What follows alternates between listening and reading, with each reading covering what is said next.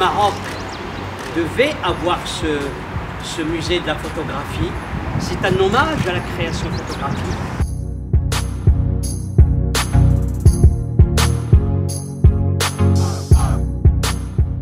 C'est un lieu qui est plein de magie d'abord par l'histoire qu'il porte en lui. C'est un lieu aussi qui a été adapté à recevoir ces photos. Et c'est incroyable parce qu'on a l'impression que ces photos, leur scénographie fait qu'on a l'impression qu'ils ont été faits pour ce lieu. Et puis aussi, heureux de voir que cette ville de Rabat s'enrichit d'un musée, et pas n'importe quel musée, le musée de la photographie. Le quartier de l'Océan est un quartier populaire. Et donc les gens vont pouvoir venir. C'est un lieu de promenade où les gens veulent venir de ce quartier pour s'approprier et trouver, je dirais, j'adore ce mot, le chemin de la lumière. Rien n'aurait été possible sans la volonté de Sa Majesté le Roi. C'est Sa Majesté qui a décidé que ce musée existe, c'est Sa Majesté qui a décidé du lieu lui-même et aussi de son orientation vers la photographie.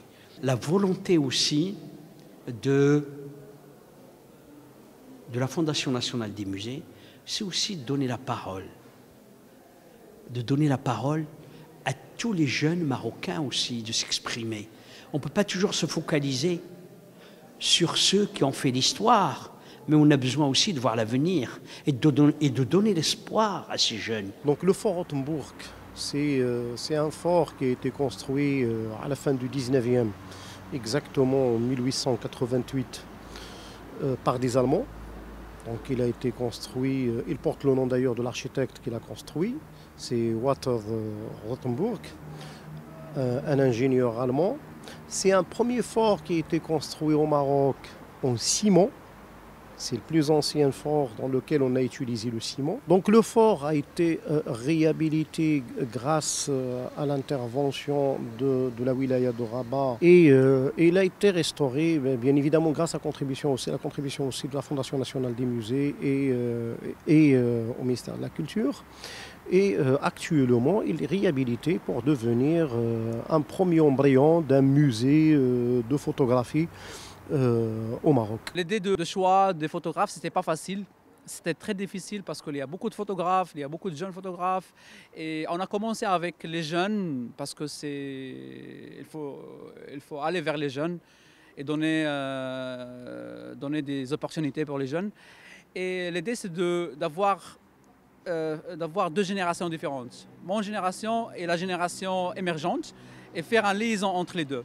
Comme ça, on crée une dynamique dans l'art visuel. Il y a presque 4 ans que j'ai commencé le travail sur cette série d'albums de famille, que j'ai déniché, des albums de famille que j'ai dénichés au sein de ma famille. Et en même temps que j'ai trouvé d'autres photos sur un studio abandonné au quartier de l'Océan que j'ai retrouvé, que je les ai pris pour leur redonner vie. Je les ai appelés des photographies orphelines que j'ai remis à des photographies de famille, d'identité. Et donc du coup, là, c'est l'occasion de présenter ce travail dans le musée, et quelque chose d'important parce que le musée déjà, c'est dans le quartier de l'Océan.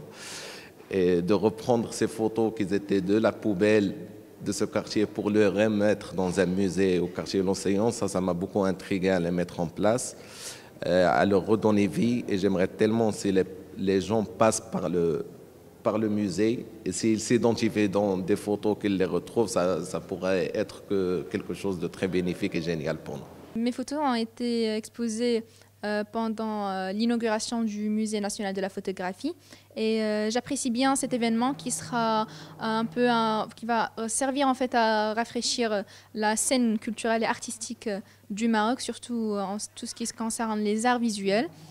C'était aussi une opportunité pour nous, jeunes talentueux, de nouer un peu des liens d'amitié et de se rencontrer en vie réelle après avoir vu les travaux des uns et des autres juste sur des plateformes et sur les réseaux sociaux.